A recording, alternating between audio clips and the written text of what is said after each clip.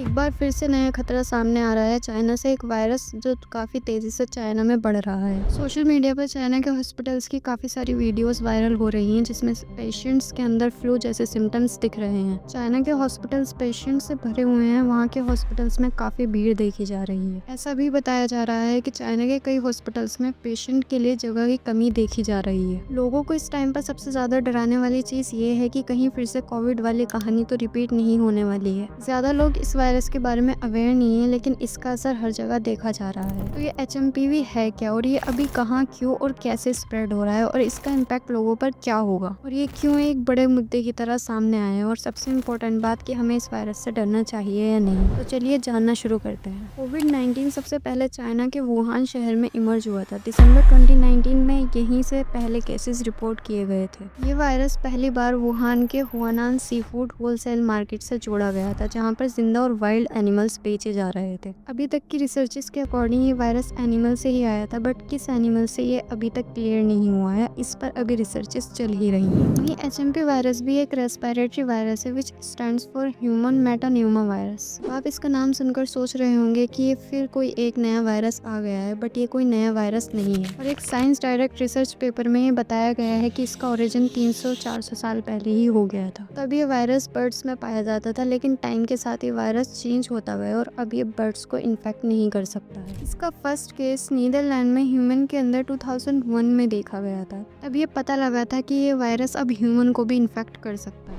ये वायरस हर सीजन में देखने के लिए मिलता है। ऐसा नहीं है कि ये अचानक से 2025 में ही चाइना में एक बड़ा मुद्दा बनकर आया है। लोगों को जब खांसी जुकाम होता है और वो 4-5 दिन में ठीक हो जाता है, और उनको ये भी नहीं पता लगता है कि उनको HMP वायरस हुआ था। इसलिए इसको एनोमियस वायरस कंसीडर किया जाता है, क्योंकि इसके होने का हम लोगों को पता ही नहीं लगता है। और क्योंकि ये भी एक रेस्पिरेटरी वायरस है, जैसे कि मैंने आपको पहले भी बताया था, तो इसके सिम्टम्स भी कोल्ड और फ्लू जैसे होते हैं। लाइक फीवर, कफ, नाक बंद हो सकती है और सांस लेने में भी दिक्कत हो सकती है। इस वायरस के पता लगने की ड्यूरेशन 3 से 6 दिन हो सकती है। मतलब आपको इस वायरस के होने का पता 3 से 6 दिन में चलता है। और आप कब तक इस वायरस से बीमार रहने वाले हैं, ये आपकी इम्यूनिटी पावर और इस पर डिपेंड करता है कि आपको इस वायरस ने कितना सीरियस इम्पैक्ट किया है। ये वायरस यंग चिल्ड्रन या फिर एल्डर्स को ज़्यादा सीरियसली इम्पैक्ट कर सकता है। मतलब बच्चों और बुजुर्ग लोगों को इससे ज़्यादा प्रॉब्लम हो सकती है, जिसकी वजह से उन्हें निमोनिया हो सकता है। According to experts, university of East Anglia के प्रोफेसर पॉल हंटर ने बताया कि 5 ईयर की एज तक HMP वायरस हर बच्चे को हो चुका होता है, और इसके रीइंफेक्शंस पूरी लाइफ में कभी भी हो सकते हैं। ये कॉमन वायरस है लाइक कफ एंड फ्लू। इसके स्प्रेड होने का तरीका भी ऐसा ही है। जब कोई इंसान छींकता है तो जो ड्रॉपलेट्स निकलती है उससे वायरस फैलता है,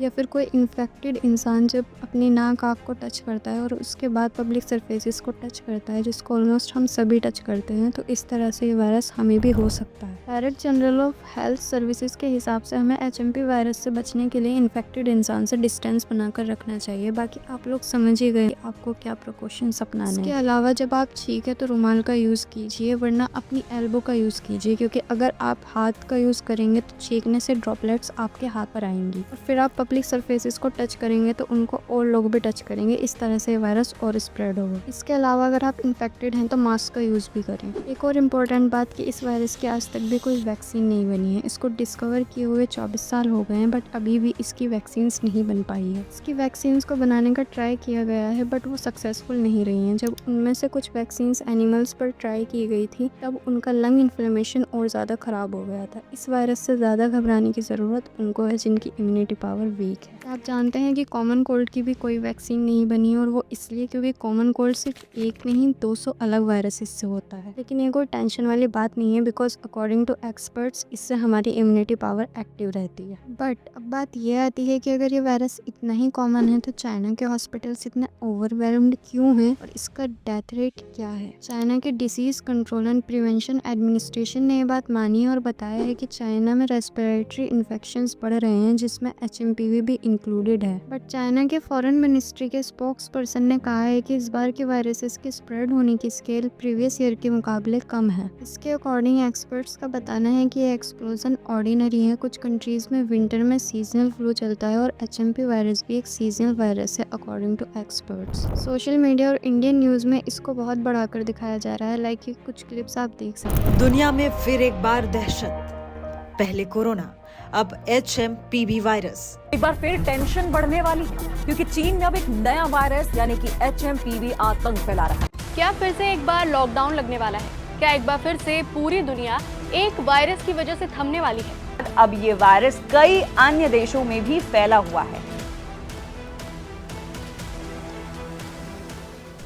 आपने देख ही लिया होगा कि इस तरह से चीज़ें दिखाई जा रही हैं जैसे कि फिर से पेंडेमिक की सिचुएशन बनने वाली है और फिर से लॉकडाउन होने वाला है। यहाँ तक कि एक एक केस को न्यूज़ में दिखाया गया है। लाइक बेंगलोर में एक 3 महीने और 8 महीने के बच्चे के अंदर HMPV वायरस पॉजिटिव मिला। इन केसेस के बाद एक केस गुजरात में एक 2 महीने के बच्चे के अंदर देखने के लिए मिला और इसके 2 केसेस और तमिलनाडु से रिपोर्ट किए गए और फिर गुजरात में ही एक 80 ईयर ओल्ड मैन को भी HMPV पॉजिटिव पाया गया। Do you know an interesting fact that इनमें से किसी ने भी इंटरनेशनली ट्रैवल नहीं किया था, जिससे बात फिर से प्रूव होती है कि ये कोई नया वायरस नहीं है। सौम्या स्वामीनाथन WHO की फॉर्मर चीफ साइंटिस्ट का कहना है कि HMPV बहुत वक्त से इंडियंस को होता आ रहा है, लेकिन इसके बारे में पहले चर्चा नहीं होती थी और ये एक लोकल वायरस है, ये कहीं बाहर से नहीं आया है। और इन्होंने ये भी बोला है कि HMPV के केसेस को काउंट करना एक मीनिंगलेस एक्टिविटी है। I think people have not heard about this name very much.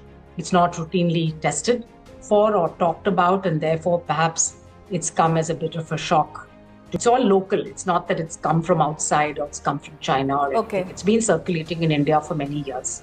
लेकिन फिर ये सवाल उठता है कि चाइना में ही इतना क्यों फैल रहा है। इसके पीछे का मेन रीज़न है चाइना की ज़ीरो कोविड पॉलिसी। जब कोविड-19 आया था तब चाइना में बहुत स्ट्रिक्ट लॉकडाउन लगाया गया था और ये बाकी कंट्रीज़ के मुकाबले बहुत लंबा था। तो काफ़ी लंबे टाइम तक चाइना के लोग ना ही कोविड-19 के कॉन्टैक्ट में आए थे और ना ही बाकी किसी और वायरस के, जिसकी वजह से उनका इम्यून सिस्टम बहुत वीक हो गया था। 2023 के विंटर में पहली बार चाइना से कोविड के लॉकडाउन को हटाया गया था और तभी काफ़ी सारे बैक्टीरियाज के कॉन्टैक्ट में आने की वजह से चाइना में काफ़ी सारे वायरसेस के केसेस बढ़ने लगे थे। काफ़ी लंबे टाइम तक इन पैथोजेंस के कांटेक्ट में ना आने की वजह से चाइना की पॉपुलेशन में इम्यूनोलॉजिकल डेफिसिट, मतलब कि जो नेचुरल इम्यूनिटी होती है लोगों में, उसमें काफ़ी हद तक डेफिशिएंसी देखने के लिए मिली थी। 2023 के विंटर में चाइना के लोगों में फ्लू का एक्सपोजर बहुत देखने के लिए मिला था। इस बार भी रेस्पिरेटरी वायरसेस में काफ़ी बढ़ोतरी देखने के लिए मिली थी, लेकिन प्रीवियस ईयर के अकॉर्डिंग कम थी। WHO ने भी अभी तक HMPV को as a global health emergency announce नहीं किया है, बट वो सिचुएशन को क्लोजली मॉनिटर कर रहे हैं। वायर ने भी WHO के जरिए बताया कि अभी तक HMPV का कोई भी म्यूटेशन रिपोर्ट नहीं किया गया है जिससे कोई भी बड़े खतरे वाली बात हो। द गार्डियन में भी एक्सपर्ट्स ने बताया है कि HMPV कोविड जैसा वायरस नहीं है और ये बहुत लंबे टाइम से दुनिया में प्रेजेंट है। अब ये वायरस सेवरली छोटे बच्चे या फिर वो लोग जिनकी लंग्स डैमेज हो चुके हैं या फिर जिनकी इम्यूनिटी वीक है उनको ही हो सकता है। बाकी और जो लोग हैं उनको इससे लॉन्ग टर्म के लिए खांसी हो सकती है और कुछ नहीं, इससे घबराने वाली कोई बात नहीं है। इसका डेथ रेट क्या है? मेडिकल जर्नल द लैंसेट की एक पब्लिश्ड स्टडी के अकॉर्डिंग 2018 में HMPV की वजह से ओनली 16,100 लोगों की डेथ हुई थी, जिसमें से 65% 6 महीने से कम उम्र के बच्चे थे। इस स्टडी के हिसाब से 1 साल से कम के जो बच्चे होते हैं वो रिस्क पे होते हैं HMPV वायरस से, और इससे ज़्यादातर डेथ भी इन्फेंट्स की ही होती है क्योंकि इन बच्चों के एयरवेज नाजुक होते हैं और इनकी इम्यूनिटी भी कम होती है। असल में HMPV से कितनी डेथ हुई है इसका प्रॉपर डाटा मिलना मुश्किल है क्योंकि और भी रेस्पिरेटरी वायरसेस होते हैं तो ये डाटा ओवरलैप कर जाता है। WHO के स्पोक्स पर्सन मार्गरेट हैरिस का कहना है कि HMPV से डेथ होने के चांसेस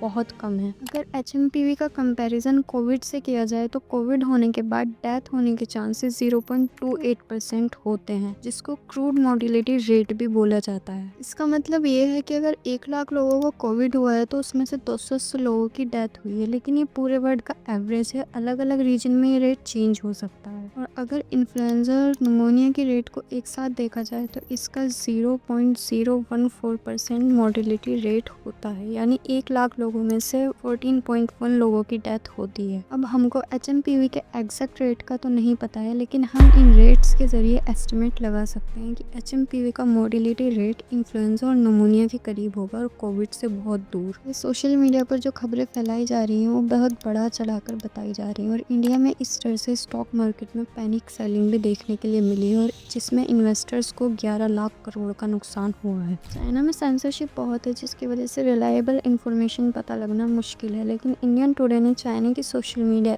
ऐप वाइबो को एनालाइज किया तो पता चला कि चाइना में HMPV के बारे में क्या बात हो रही है और उससे यही पता लगा कि चाइना में जो स्प्रेड हो रहा है वो इतना डेडली नहीं है जितना इंडिया में दिखाया जा रहा है और लॉकडाउन लगने के भी कोई साइंस नज़र नहीं आ रहे हैं। चाइना का खुद का मानना है कि इस बार के HMPV केसेस प्रीवियस ईयर के फ्लू केसेस से काफ़ी कम हैं। तो जो स्टूडेंट्स सोशल मीडिया पर ये पूछ रहे हैं कि उनको पढ़ना है या नहीं, तो उनके लिए यही कहना है कि पढ़ना शुरू कर दे, कोई लॉकडाउन नहीं होने वाला है। बस प्रिकॉशंस लेते रहें और अपना ख्याल रखें। Thanks for watching till the end.